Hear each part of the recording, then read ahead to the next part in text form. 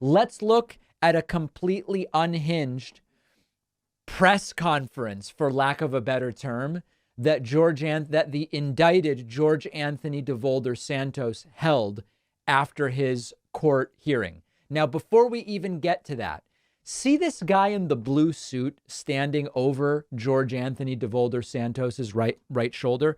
I just want to make sure I get this guy's name right. That is Vish Bora.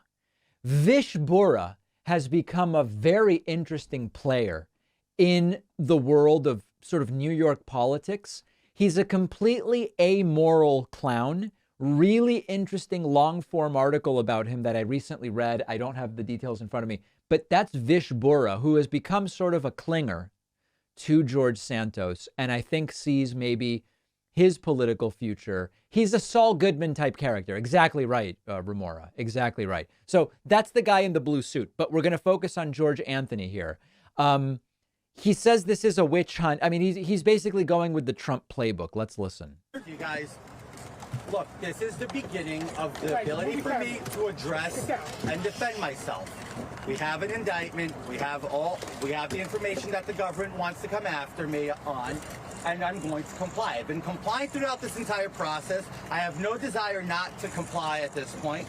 They've been gracious in there. Now I'm going to have to go and fight to defend myself. The reality is I'm sorry, it's a witch hunt because it makes no. Dude, they seem to have this guy dead to rights on very serious crimes. The idea that he can get away with just saying it's a witch hunt the way Trump says, it's interesting that he's trying it. I think there's no chance in hell he gets away with that. Sense that in 4 months, 5 months, I'm indicted. You have Joe Biden's entire family receiving deposits from nine family members.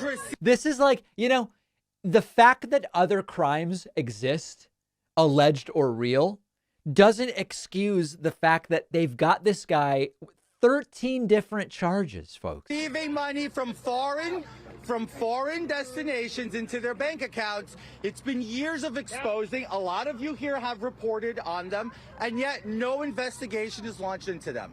I'm going to fight.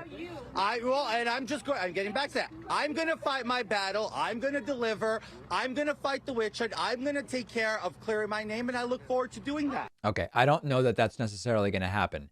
Here he was asked if he will resign. He says no. Congressman, and again, you will not resign. I will not resign. I will not resign. A defiant George Anthony DeVolder Santos will not resign. Here's more of the witch hunt stuff. I believe this is a different clip than the one we just saw. Fight to defend myself. The reality is it's a witch hunt because it makes no sense that in 4 months, 5 months, I'm indicted. You have Joe Biden's entire family receiving deposits from nine family members receiving money from foreign. All right. Okay. So we saw that mostly already. This was a great question. Why would George Anthony DeVolder Santos apply for unemployment when he was making 120 grand a year? Like somewhere he's lying, right? Let's listen. In an orderly fashion, and we'll start right here. Go ahead, Rachel.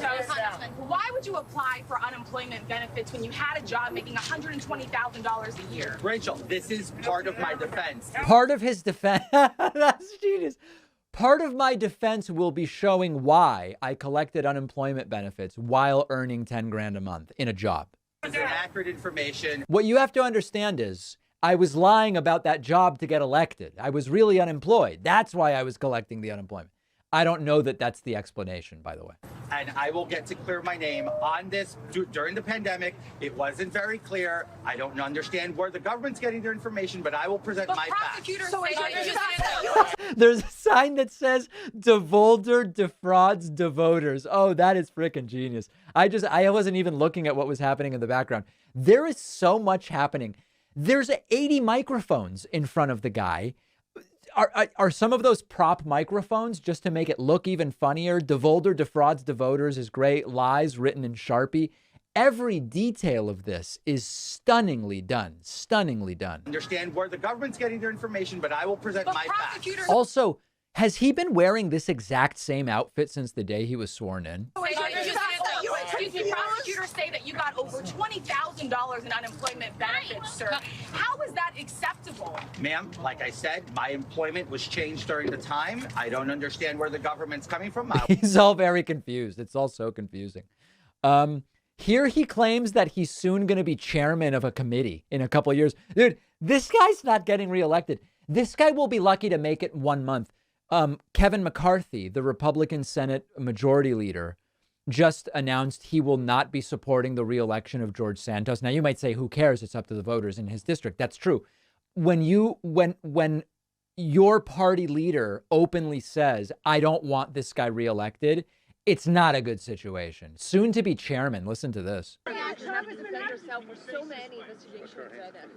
Well, look, the way I look at it, I'll be a chairman of a committee in a couple of years if you just look at the standards of Congress. Look at the Senate. There you go.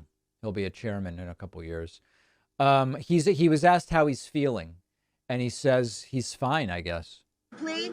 I'm feeling, look, it's hard. Look forward. Yeah, thank you. I'm addressing one of your colleagues here. I don't want to give the back of.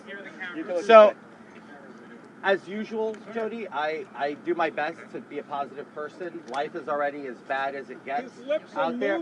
So I'm fine. You believe you're innocent? I believe I'm innocent. He's totally fine. He stands by his total and complete innocence.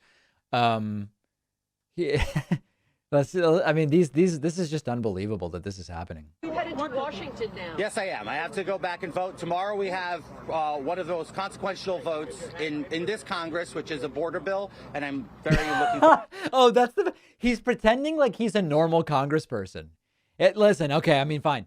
I've been arrested and charged with 13 different horribly depraved crimes, many related to lies I've already told to even get myself elected. Do you realize I have to go and vote tomorrow? We're voting on the border bill. But we've got to deal with it. Forward to being there to vote on it. Right now. Well, I'm not going to address just the speaker. I'll address leadership. I appreciate everybody's patience with my presence in Congress. As you know, the media has its ways of doing things, and I respect you guys. Vish Burra just bailed. Did you see that? He just left. Maintained good rapport with a lot of you guys. I've spoken with a lot of you guys, and I have the intention to continuing that open door. Some of you who are from the Hill know how to find me. Some of you here from the district don't have a hard time finding me. It's about keeping in line. All right, so he's asking for patience. And here, I guess he held an American flag as he left. I don't know. There he is. You saw that flag change hands. It's all very weird. His lawyer was asked about this, and his lawyer just seemed exasperated and was like, listen, that press conference, that was his thing. I don't know. You didn't have too much that you wanted to share at this time. He just talked himself. What do you have to say about how your client is feeling right now? Hold on a second. Let me just find my car. He's looking for his car, but hold on with us, Martha.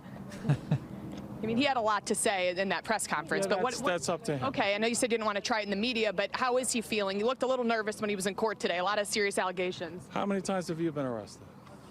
You think it's a little nerve-wracking? So, it's normal. It's normal jitters. It's the normal jitters. Anyone in his position would feel the same way. How confident are you that you can prove that he is not, that he is innocent? I'm not going to talk about the case. He says some of the charges are inaccurate. All right. So not like the most explosive interview with the lawyer, but the lawyer seems more exasperated than anything else, quite frankly.